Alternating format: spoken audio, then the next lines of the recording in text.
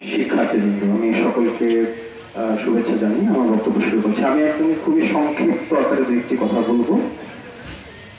আমরা জেনেছিলাম যে যদি কোনো একটি এলাকার বা কোনো একটা উপজেলা বা জেলা বলি, এই জায়গার যদি মানসিকতা বা উন্নয়নের বা উন্নত কতটুকু উন্নত এটা যদি যাচাই করতে হয়, তাহলে দুটি জায়গায় যেতে হয়। তার মধ্যে অন্যতম একটি জায়গা হচ্ছে লাইব্রেরি বা পাঠাগার। পাঠাগারগুলো ওই এলাকায় আছে কিনা।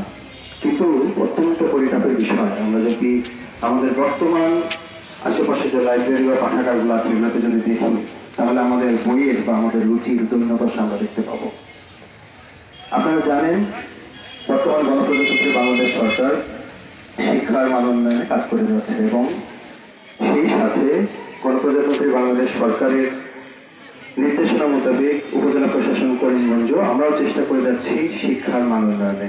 আপনারা জানেন, গত কিছুদিন আগেই সম্মানিত উপজেলা নির্বাহী অফিসার স্যারের নেতৃত্বে আমরা একটি সিদ্ধান্ত গ্রহণ করেছি আইন শৃঙ্খলা সভায়, যে শিক্ষার মান উন্নয়ন করতে এবং শিক্ষার পরিবেশ ফিরিয়ে আনতে যারা এই বিতর্ক চর্চার সঙ্গে সম্পৃক্ত প্রত্যেকেই কিন্তু এই সুবিধাটি পেয়েছে। এজন্য আমি চেয়েছি প্রত্যেকটি শিক্ষা প্রতিষ্ঠানে এই বিতর্কের চর্চাটুকু হোক।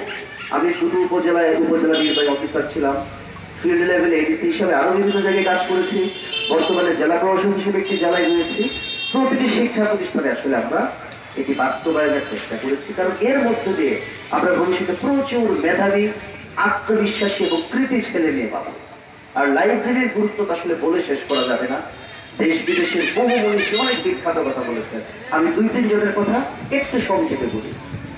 বাংলা ভাষায় লাইব্রেরি সম্পর্কে প্রথম প্রবন্ধটি লিখেছেন রবীন্দ্রনাথ ঠাকুর।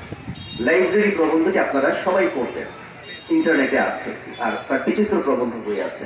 উনি লিখছেন লাইব্রেরি সম্পর্কে একটি জায়গায়, যেখানে ভাষা চুপ করিয়া আছে, প্রবাহ স্থির হইয়া আছে, মানবাত্মার অমর আলো কালো অক্ষরের শৃঙ্খলে কাগজের কারাগারে বাধা পড়িয়া আছে।